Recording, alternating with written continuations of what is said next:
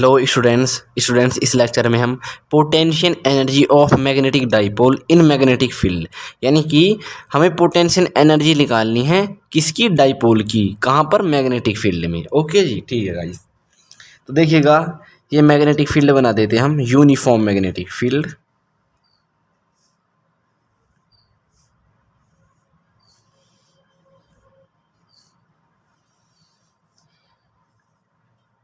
Okay जी, ठीक है।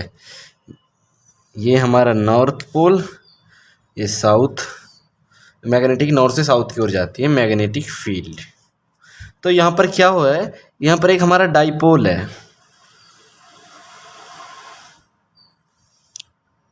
हमारा एक बार मैग्नेटिक डाइपोल है हमारा, यानी कि एक हमारा यहाँ पर डाइपोल है इस तरीके से।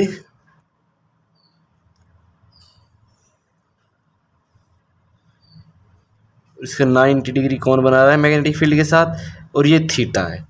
ये हमारा साउथ, ये हमारा नॉर्थ पोल। बात क्लियर है यहाँ तक? देखो, हमें यहाँ पर क्या करना है, हमें पोटेंशियल एनर्जी निकालनी है, यानी कि वर्क डन को ही पोटेंशियल एनर्जी बोलते हैं। ये हमारा θ1 है, और अब ये कुछ ऐसे ना होकर हमारा मैग्नेटिक डाइपोल ऐसे हो जाएगा, कुछ ऐसे। ओके जी, ठीक है जी।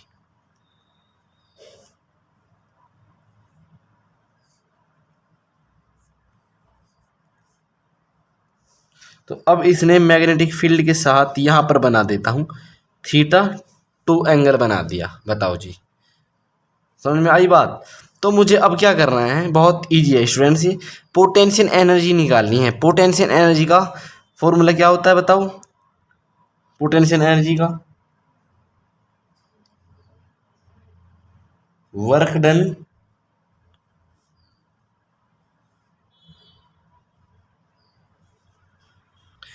डन, यानी कि पोटेंशियल एनर्जी को वर्क डन बोलते हैं, फोर्स इनटू डिस्प्लेसमेंट, ये होता है।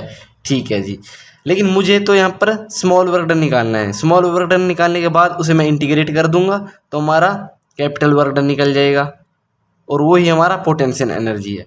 बात समझ में आ रही है स्टूडेंट्स?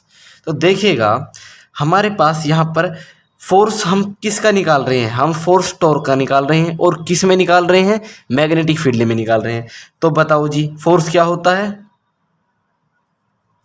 mb sin थीटा होता है कि नहीं होता? होता है ना। तो फोर्स मैं यहाँ पर ये ले लूँगा टॉर्क का। क्यों ले रहा हूँ, एक बार और सुनिएगा। क्योंकि हम मैग्नेटिक फील्ड में मैग्नेटिक डाइपोल का फोर्स निकाल रहे हैं, और मैग्नेटिक डाइपोल का फोर्स ये होता है। ओके जी, ठीक है। तो मुझे स्मॉल वर्क डन निकालना है। स्मॉल वर्क डन के लिए मैं dw ले रहा हूँ, और फोर्स कितना ले रहा हूँ, फोर्स ले रहा हूँ मैं mb sin थीटा। ठीक है जी।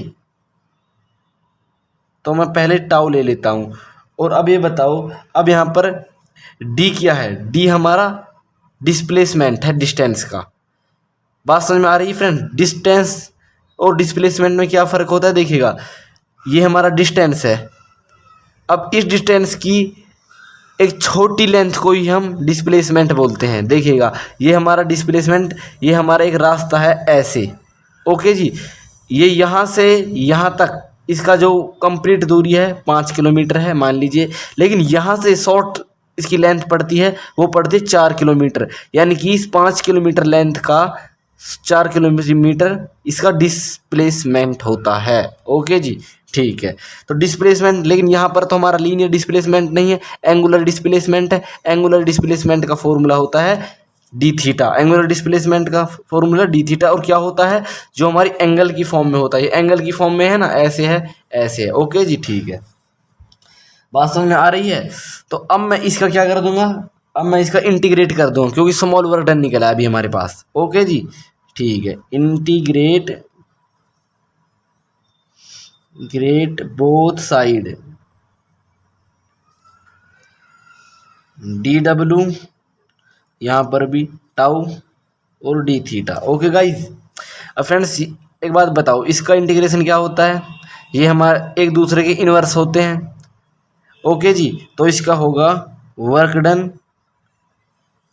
जीरो से वर्क डन तक।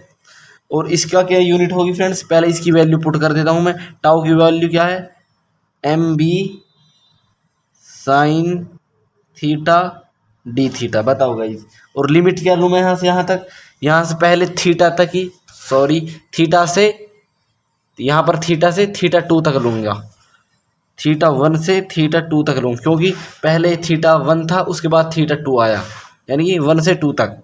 ओके जी, ठीक है जी। Work done upper limit minus lower limit. Okay, बताओ गाइस। अब मैं यहाँ पर सॉल्व कर लेता हूँ इसे। एम बी कॉन्स्टेंट है, बाहर आ जाएगा, theta one theta two sine theta और डी थीटा। तो यहाँ पर ये work done, capital work done बचा हमारा। एम बी साइन थीटा का इंटीग्रेशन क्या होता है बताओ, कॉस थीटा होता है माइनस कॉस थीटा। फ्रेंड्स बताओ, माइनस कॉस थीटा, लिमिट क्या है, थीटा वन से थीटा टू तक। तो फ्रेंड्स देखिएगा, माइनस को मैं बाहर लेकर आ रहा हूँ। एम बी एक बार क्या करूँगा, अपर limit minus lower limit, cos theta to minus cos theta one. बताओ गाइस, ये हमारा क्या आया, ये हमारे आया वर्क डन, या अब हम इसे potential energy, potential energy denote करते हैं यू से, U equal to work done कह सकते हैं इसे। और M B cos theta two cos theta one. Student देखिएगा, बताओ बात समझ में आ गई, ये हमारी पोटेंशियल एनर्जी आई। अब एक बात बताओ, इसके कुछ स्पेशल केस डिस्कस कर लेते हैं। स्पेशल केसेस डिस्कस करते हैं। देखो, व्हेन थीटा वन 90 डिग्री हो जाए और थीटा टू हमारा थीटा हो जाए, मतलब क्या, देखिएगा इसमें पुट करते हैं वैल्यू को इस वाली में। ओके जी, ठीक है। M B minus M B cos theta two, cos theta two की वैल्यू क्या है बताओ, कॉस थीटा टू की वैल्यू क्या है, यहाँ पर कॉस थीटा, देखो यहाँ पर क्या थी, थीटा टू, थीटा टू की वैल्यू क्या है, थीटा है only, minus cos theta one, theta one की वैल्यू क्या है 90, cos 90 degree, u minus M B cos theta ही रहेगा फ्रेंड्स। अब कॉस 90 वैल्यू जीरो होती है, वो हम लिखेंगे नहीं, यानी कि ये केस हमारा ऐसा था। देखिएगा, ये हमारी मैग्नेटिक फील्ड है। ओके जी, ये हमारी मैग्नेटिक फील्ड है। थीटा टू क्या था, थीटा टू ये वाला था, और थीटा वन ये, यानी कि ये तो हमारा 90 डिग्री का हो जाए मैग्नेटिक फील्ड के साथ, ऐसे ये तो हमारा 90 डिग्री का हो जाए, और ये हमारा कुछ भी रहे थीटा, उससे हमारा डज नॉट मैटर। ओके जी, ये केस था। अब दूसरा केस डिस्कस करते हैं। व्हेन थीटा 0 डिग्री, जब हमारा थीटा 0 डिग्री हो जाए। ओके जी, बताओ गाइस, आगे बढ़े। यानी कि ये थीटा हमारा 0 डिग्री हो जाए, तो देखिएगा पोटेंशियल एनर्जी वहाँ पर M B cos zero, cos zero की वैल्यू क्या होती है बताओ, 1 होती है, तो यानी कि ये आएगा फ्रेंड्स वहाँ पर। ओके जी, बात क्लियर है।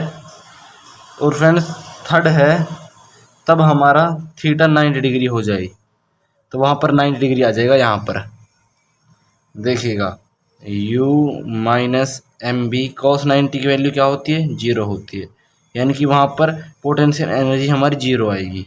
ओके गाइस, फोर्थ क्या होता है बताओ, फोर्थ होता है जब हमारा थीटा 180 डिग्री हो जाए, तो देखिएगा माइनस के M B cos 180 degree, cos 80 की वैल्यू होती है 1, फ्रेंड्स उसमें भी हमारी potential energy minus M B होगा।